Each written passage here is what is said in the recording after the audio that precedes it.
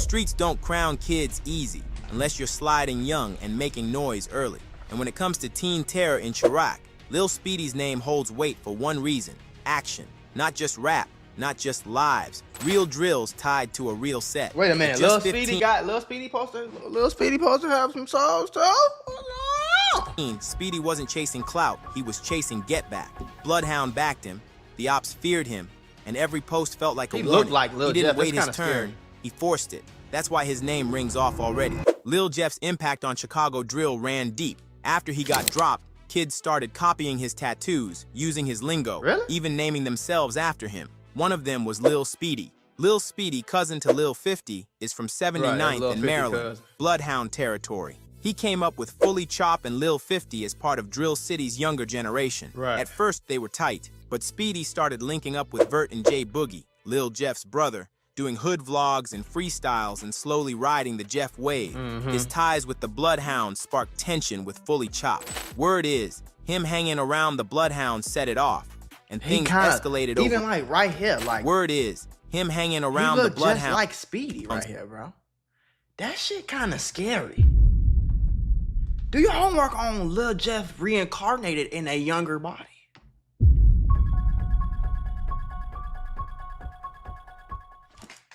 I'm telling you, it's spooky. Set it off, and things escalated over a stolen gun. Fully Chop went on IG with a video from a claiming Speedy's allegedly the same one they were beefing over. The drama spilled into hood vlogs. Fully Chop, Lil 50, and their homies dissed Speedy on a Couch TV, saying he always sat in the middle, got his pole took, and never back when it got active. Fully Chop called out Lil Speedy for false claiming, saying he wasn't really Bloodhound, but Drill City, just pulling up to Bloodhound spots, taking pics, and dipping. They said that, and right after that, he got stamped. Yeah, that's how they robbed. That's how they robbed. Speedy didn't nobody. Speedy didn't nobody. He used to sit in the back seat in the middle of the seat and get his gun took every time. Never blew when they got in the. Oh my dear brother, he was in the middle every time we hop in traffic, he in the middle. Daddy claiming the hood he's not from. It's outside. Daddy claiming the hood he's not from. Let us confirm this. He's not from Bloodhound. That's just from Drill City. This somebody from Bloodhound. On a Couch TV dropped another vlog. This somebody from Bloodhound. Look, like, y'all niggas is crazy, Speedy, where he fired back, saying the beef started over a stolen and that his never jammed on drills. When Speedy got asked about Chop checking if his crib was good after the spin, he confirmed it, saying they barely touched his house. Not long after, word spread that Speedy slid back and lit up their spot in retaliation. That just exploded overnight. Like, what was that whole situation about? Stealing folk. Don't know how to, you know, they got sticky fingers. It's really all over some backdoor, that's all. Backdoor type. They thought we was finna backdoor somebody else for them, and then they backdoor. That's all it was. So with like all that going on, do that like... The beef kept heating up. Stupid. Lil Speedy dropped a snippet trolling Fully Chop, then went live with Bloodhound Vert, both of them clowning Chop together. The disrespect was direct, and it pushed the tension even further. Not long after, a video leaked of Lil 50's cousin, Lil Ksoo, arguing with someone who took his pole, while Fully Chop and Lil 50 laughed in the background. Ksoo stormed out the house, heated. That moment sparked his fallout with Chop and 50. PGF youngins already didn't trust Ksoo since he was rocking with Speedy playing both sides. In another video, PGF Mekki was seen choking Lil Speedy after they allegedly took his for the second time. Fully Chop posted the clip online, adding to the humiliation and fueling the beef even more. Lil Ksoo started going back and forth on Instagram with Fully Chop and Lil 50 over the stolen gun. Meanwhile, Fully Chop, Lil 50, and Quan Get Him Gone were gaining buzz in the music scene. On October 24th, 2024, Fully Chop and Lil 50 did an interview with DJ U. Everything looked normal until later that night. Reports came in that Lil 50 was in that same day in Woodlawn on Chicago's South Side, around 8:30 p.m. I think they said Speedy had something to do with this too. I don't know how true that is, But I think they said Speedy had something to do with this and Ksoo because he got into it with Ksoo on some back door. I don't know. Standing in an alley on the 6,600 block of South Champlain when shots rang out. Hold on, y'all. This is my clothing brand. I need y'all to go support your boy, okay? And supporting your boy with some pretty cheap clothing, all right? And you're going to be fly and fresh as hell, man, all right? Link in the description. They.us. Go shop. Hit in the chest and leg, rushed to Comer Children's Hospital and pronounced dead. Police pulled up to a packed scene. They laid down at least 16 evidence markers and collected shell casings and clothes. 16? No suspect or motive was confirmed that night, and no arrests were made. As soon as the news spread, Opps started dissing and trolling. Lil 50's sister Jada snapped on IG Live, saying she put a bounty on Lil Speedy's head for trolling her brother's death, then threatened to beat Speedy's mom if she saw her again. Jada started getting blamed for Lil 50's gang ties. She had been raising him and their two younger brothers since she was 16 after their mom checked out. Be known that you was the one that was raising your little brother. So can you tell us, like, how did it get to the point where you became responsible for your siblings? She failed.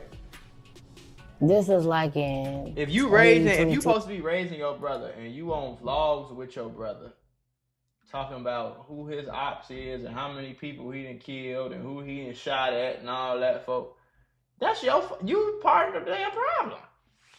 I wish I would have a little brother who think he finna be outside. Man, y'all crazy as hell. Like the end of 2021, 50 just came to my crib one time, and I already knew what it was, because it's like they wanted to get away from her, but they didn't know how to, because, like, they so young, and, like, she had more control over them, like they scared of her type stuff. So, like, he came to my crib one time, and he tell me, like, I don't want to be with my mama no more, whatever. So, I'm like 16, finna be 17. I don't want to be with my mama no more. I'm like, I don't even know what to say, because it's like, at this time, I don't got my own crib at all, but I'm finna move into my own crib. So I'm telling him, I'm like, you don't have to wait. So I have finally ended up moving in my own crib, and he just stayed one day and just never went back home. His mama's never said nothing. They got different mamas or something? Not like that. In a sit-down with 16 Shot-M visuals, Jada said they were all supposed to head home that night. Lil 50 had her baby with him, but gave the child to their younger brother before walking off a different direction and saying he'd be right back. Jada got in the Uber, told Antoine to go get 50 before he made her mad for taking too long. But before he could even reach the alley, gunshots went off and 50 wasn't picking up his phone. Their dad came out asking what happened.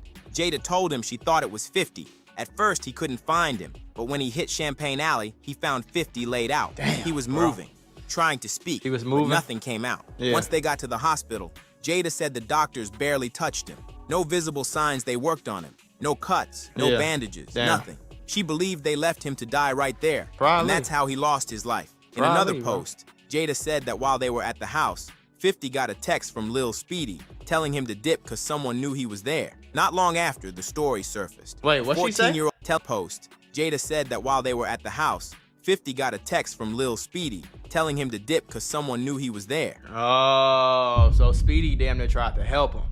So Speedy was on some like, yeah, okay, I know we got problems, but I don't want to see nothing happen to you type. So he got a text. So I think Q50, he said Q50 got a text from Speedy saying somebody know you over there, like get up out of there, like type. Not long after, the story surfaced. That's crazy. A 14-year-old from Trap City named Lil Tay allegedly stole Lil 50's gun. Word is, it was get back for Ksoo, since Lil Tay and Ksoo were tight. 50 tried to confront it solo and paid the price. He was 10 times with his own pole. About a week after the hit, JDG, Lil bro was up 5 souls. You goofies can't compete with Shouty on. We're not trying to compete with him, bro. We're trying to keep our lives and stay out of jail. Ain't nobody trying to compete with that. 10 times with his own pole. About a week after the hit, JDG beef flared again. A couch dropped a vlog with JDG, 56th and Morgan, a crew that had smoke with Fully Chop and Lil 50. One JDG member said Ksoo used to bring 50 around, and at some point, 50 stole a Nike Tech from one of them. That incident led to JDG allegedly stripping him for his gun. Y'all like had a relationship with Lil 50 and all that, and for a while people thought he was from this hood originally, like saying. For a while, people even thought like he was from this hood, and then they like see y'all wasn't messing with each other no more, I guess. Cause my little homie Ksoo, so he had brought them around. I was just bringing them over here, and then I got booked. Kicking it with them and sliding over. I got booked. I really don't like that. They really wasn't my homies. I was in jail. When Photo came around, he took their ass because they stole my hoodie. Ain't want to give us back. Man, I still on y'all there. Come on. They used to want your hoodie back, man. Bro, that ain't. Man. You see what I'm saying though? Like y'all, so y'all killing people over a stolen Nike tech? That's $100. And that big as hell, man. That. Nah. Shorty, to be honest, I don't even know where Shorty from, man. It's Nike PGF all type. Motherfuckers just gonna be for 56. I was just locked up. When Photo took it, he started claiming 66. Then they stopped for Nike PGF. These ass all in my car. Like we see another definition. The fact that Ksoo dragged 50 into JDG mess already had people looking at him funny. But it got worse. Ksoo kept trolling and dissing 50 after he died. Less than 2 months after Lil 50 got this shit crazy. Death hit again. On December 3rd, 2024, Lil Ksoo was found dead in his room, slumped in a chair with a bullet to the head. His mom walked in and found his body. The shooting happened around 11:30 a.m. inside a home on the 6700 block of South Parnell Avenue. The room had everywhere, and police found almost a dozen shell casings outside in the parking lot. They didn't confirm whether the shots came from inside or outside the house. Rumors flew fast. People started saying Lil Speedy backdoored Ksoo, especially since they were on Instagram Live together that same morning. Speedy never addressed it, never posted condolences. Instead, he dropped a story with just 3 hat emojis, which fans took as a cryptic message. In another live, Lil Speedy actually confirmed he was the one who hit Ksoo, adding more fuel to the rumors that he backdoored him. The night before the hit, Lil 50's sister was on live calling Ksoo from 50's phone, threatening him and saying her brother would be with him soon. Also, 2 days before, the Fully Switch IG account posted a video like showing 15 years old too doing this shit, gang. And if you close your eyes, gang, you would think that they talking about GTA or like a Call of Duty mission. This is real life. That's the craziest part. Masked men aiming lasers into Ksoo's crib and flashing switches. The whole situation around Ksoo's death still messy. Fully Chop been claiming the body, calling Lil Speedy a liar who's just chasing credit. Then on a separate live with Kwanga Temgon, Quan claimed the hit too, saying he was there and that Speedy ran when things got active. Everybody trying to stamp their name on the body, but the facts still shaky. That just goes to show you somebody lying, bro. Somebody's lying. Solid proof on who really dropped Ksoo. Not long after the back and forth over Ksoo's body, Lil Speedy got arrested on unknown charges, but the streets started talking. Rumors said he was picked up for 3 bodies. The strange part is, he was back out just 2 months later. That quick release had people calling him a fed or saying he snitched, especially since no paperwork ever surfaced and the charges were never confirmed. In a live, Q50 got asked ain't he if younger Lil than Speedy 18 was Bloodhound. He said they don't usually people. I don't think they can't really put your face to a charge if you under 18. I don't think. Yeah, right after that, Speedy switched his Instagram name to Bloodhound Lil Speedy. He started rapping like Lil Jeff, moving like him, even dressing the same. From linking with Jeff's homies, copying his flow, and stepping into his beefs, it looked like Speedy was trying to become the next Lil Jeff, down to the name. He dropped his first video, How I Get, by AMF Visuals. Just like most Bloodhound vids, it passed 500K views and opened with a tribute bar to Jeff. Then he dropped 9 Block Finest, which also passed 500K. In that one, he's with Vert and J Boogie, throwing disses at Lil Jeff Dead Opps. In his latest drop, Reaper on My Back, Speedy raps, I went up 3 souls and just a teen, them boys knew I was that. Comments flooded under the video, pushing the comparison hard.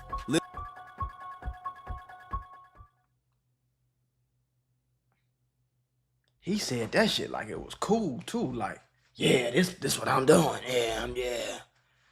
Man, y'all, boy. Lil Jeff got rebooted with 3 hats, and Jeff was the final form. This is Jeff's first form. The internet locked in on the idea, and Speedy fed into it heavy, leaning more into Jeff's image with every drop, every bar, every move. Lil Speedy wasn't just making music with the Bloodhounds.